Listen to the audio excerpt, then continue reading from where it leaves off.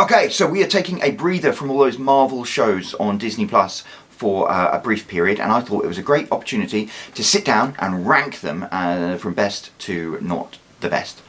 Stay tuned. Hey, it's me, Ronald, and I am back today to do a little ranking episode. I don't just watch James Bond. I do have interests and hobbies outside of the world of James Bond. James Bond takes up at most 70 to 80% of my life. But in the rest of the time, I really enjoy Marvel, all the Marvel movies and the MCU and stuff. And I've been really enjoying all of the Marvel shows that they've been having on Disney Plus. And since we're taking a break now, because they just launched Boba Fett on there, I thought, hey, let's go through the 5 Marvel shows that they have shared with us so far and rank them in order from worst to best. So, we'll start off with number 5. Number 5, for me, was Hawkeye. And I was really quite sad about that, because I had been hoping Hawkeye would be number 1. I love Hawkeye as a character. I love the concept and the setup of like, oh, it's an adventure set at Christmas time. It's got kind of like the Christmas movie vibe. It's also got the Die Hard vibe. So I was really hoping that it was going to be a little tighter than it was. And I remember actually when the first episode aired, I sat down with the whole family sat down. It was like an event. And my eldest child was like, oh, I'm not really interested in watching this. You know, the Marvel shows, they haven't been as good as the movies. And I was like, hush, young man. The Marvel shows have been wonderful. You need to keep an open mind. You can't write something off until you watched and enjoy it. And I scolded him for it. And then I watched the first 2 episodes and I was like, oh, he's right, isn't he? Because they just really didn't capture my imagination. I enjoyed it to a certain extent, but the motivation of Hawkeye and stuff was a little convoluted. Kate, as a character, the biggest problem that she faces is one of the biggest problems in storytelling, which is your characters must be motivated by needs, not wants. So they kind of established that with Hawkeye. He needed to get the Ronin suit back because otherwise it could put his family in danger. Kate is kind of like, she wants to figure out what's going on and she wants to have adventures and be cool, but that's not a need. And so I really like the character of Kate Bishop, but I don't think they introduced her in a very strong way. And I was a little confused about, okay, what are these Rent-A-Bro tracksuit mafia actually doing? What are they after? What's the father-in-law doing? There are all sorts of mystery elements brought in that weren't brought in strongly enough for me to actually be invested in them. But I'll tell you this, then episode 3 hit. And that is the single best hour of entertainment Marvel has produced ever. That car chase with the 360-degree angles, the way Kate and Hawkeye were firing off the bullets and doing the cool things, the actual physical fight scene where his hearing aid gets knocked out, that beautiful scene where his kid calls him on the cell phone and just wants to chat to him, and that resonated so deeply with me as a father. You know, when you go off on business and your kids call and you're like sad because you're not there with them, and the fact that he didn't have his hearing aided, that was just a beautifully written scene.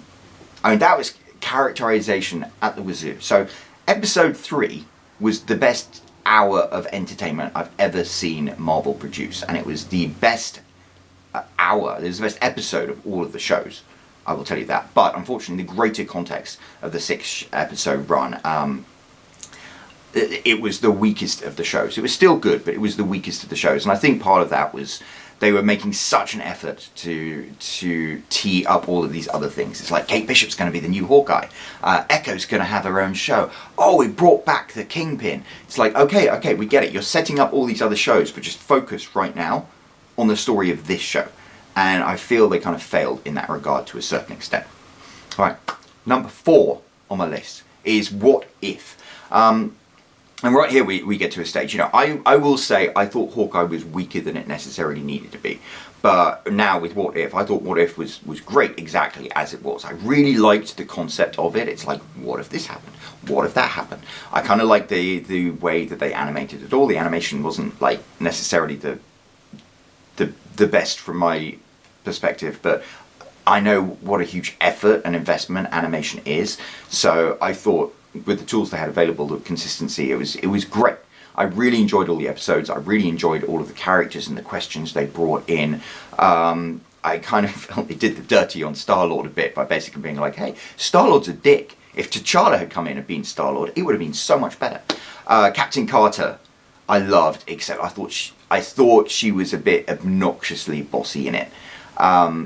Which is, people are always like, oh, when a man is assertive, he's being assertive. When a woman's assertive, she's bossy. But like where she's doing a thing like, oh, I need a promotion. Captain should do. It's like, that's not how it works. I mean, I've never been in the military, but I'm pretty sure you don't just go up and insult your commanding officer and get a captaincy like that. There's probably some paperwork involved, and maybe you should be nice to him. I don't know. That was it. But I really enjoyed Captain Carter as a thing. I mean, Hayley Atwell is fantastic. So I really enjoyed What If as a show. I really liked the way they brought it together at the end as well. So it actually had a narrative arc that followed through the entire show, even though they were their own individual stories up until that final point. It was great because they did a really good job of like introducing the concept of the multiverse and the Watcher and stuff. The Watcher was Jeffrey Wright. Felix Leiter, man. Felix, I miss you from No Time to Die. It was a real gut shot when you died. Anyway, that was a James Bond reference, the obligatory James Bond reference. But What If was great. It was really entertaining. It was just an animated show, and it was about characters who, you know, were alternative versions of the characters we know and love. So that's why I put it as number 4. There's nothing wrong with it. It's just the other ones I preferred. So let's get to number 3, and on that list is WandaVision, which scores really highly because it's set in New Jersey. Jersey represent. And I thought it was a great show. I thought as an art form, it was amazing. Like every single episode filmed in the style of a different sitcom. The mystery about what was going on.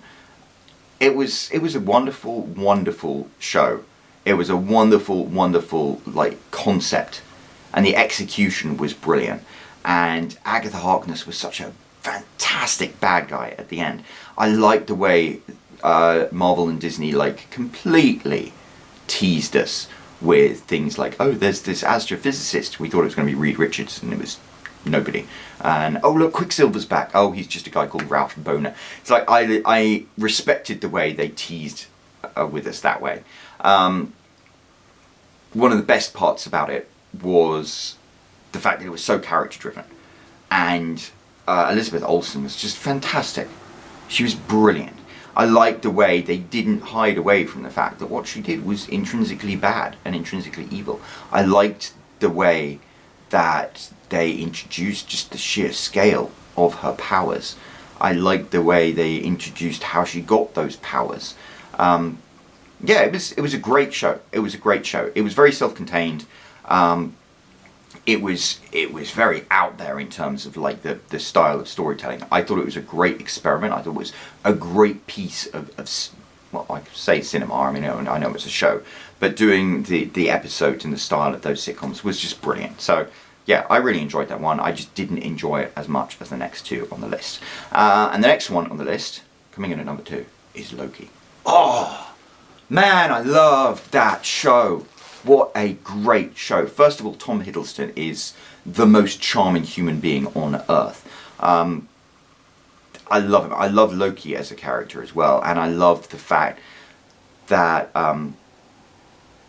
they really addressed Loki's insecurities and weaknesses. And I know a lot of people have been like, oh, Loki's clearly a narcissistic psychopath. He can't change. That changes him. But no, that's the whole point of good storytelling, is that characters change. I've always liked Loki a lot. It's Loki and his relationship with Thor, it reminds me a bit of my late brother and my relationship with him. I'm very much Thor compared to him. He was always Loki. He was a wonderful, kind, sweet person who didn't necessarily make the best decisions in life, and was motivated perhaps by emotions and drives and insecurities that weren't valid. And Loki is like that a lot. So for me, Loki really resonated because the journey that the character of Loki went on was really redemptive, and him falling in love with Sylvie. I know there's the whole thing of like, well, she's a variant of him, he's falling in love with himself, and it's like, oh, whatever. I thought it was sweet. I'm a sucker for like a final kiss before you get thrown into the void or whatever. All of the variants were wonderful. There was so much fan service to everything that we love from the comics and stuff like that. The music was amazing. The aesthetics of the Time Variance Authority was brilliant. The way they introduced the concept of the multiverse and everything, it was it was great. It was really entertaining, and for me, I loved it because Tom Hiddleston as Loki reminds me a lot of my late brother, and it was wonderful because we got to watch a character like that at his best, which was witty, the dry, sardonic wit, the way he tries to one up everyone in every single situation. Loki is just a brilliantly written character. Tom Hiddleston portrays him in a brilliant way, and then you really found sympathy for him as you went through. Somebody described Loki as what Doctor Who should have been, and it's like Doctor Who. I haven't really been watching much Doctor Who recently because they've just messed it around so much, and Loki to me was everything that Doctor Who should be in the perfect world, and I just loved it, really loved it. But I didn't love it as much as I loved the number one on this list, which, if you know anything about math, you probably figured out by now, which was The Falcon and the Winter Soldier.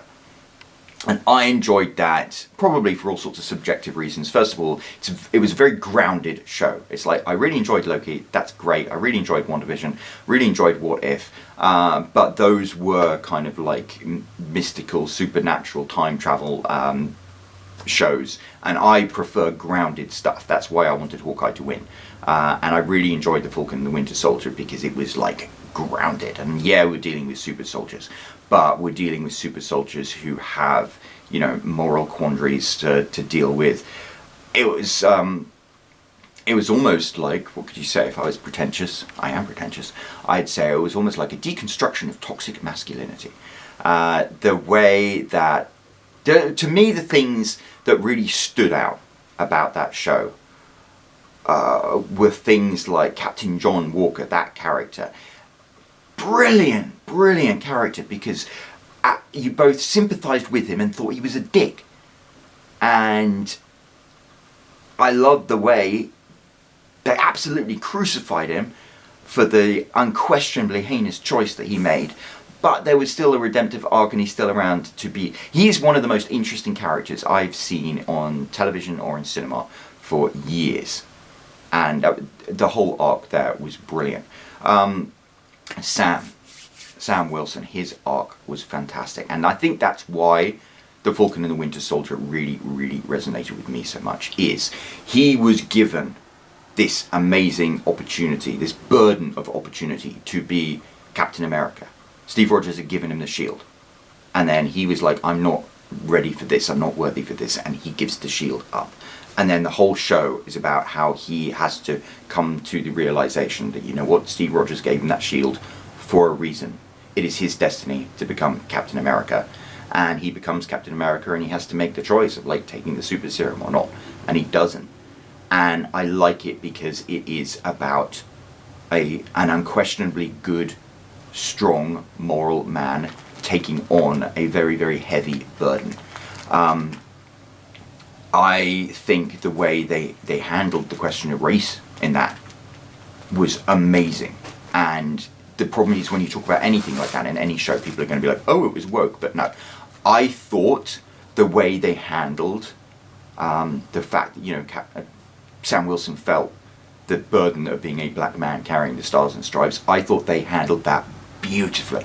I thought that was some of the best and deepest and most significant writing of television of last year. It was fantastic, and the character arc of Sam Wilson was fantastic, and I practically cheered in that final episode when he was like, I'm Captain America, and he was kicking butt and flying around and being super cool and awesome. Bucky Barnes, Sebastian Stan, was just wonderful, and he too had a character arc. I really enjoyed the character of Bucky in this more than I've enjoyed him in anything else. I mean, you cannot convince me that Sam Rogers and Bucky Barnes weren't in love, and that is how I view Bucky in every single Marvel thing up to this point. But at this point, it was like Bucky Barnes and Sam Wilson, they hated each other at first, and then they grew to have a respect that turned into a real friendship. And I know that the actor who plays Sam Wilson, I can't remember his name, he got in trouble because he was like, hey, I know everyone's shipping Bucky and Sam, but they were just good friends. But that's the best part to me, is the fact that they were just good friends, but they became really good friends because you don't have enough representations of guys being friends in modern media. You really don't. And I think that's one of the biggest problems in society at the moment, is people don't appreciate or recognize or value male friendship. And I thought this show celebrated that in a way that felt really, really authentic. And it's funny, you know, WandaVision was a show about a woman having a nervous breakdown.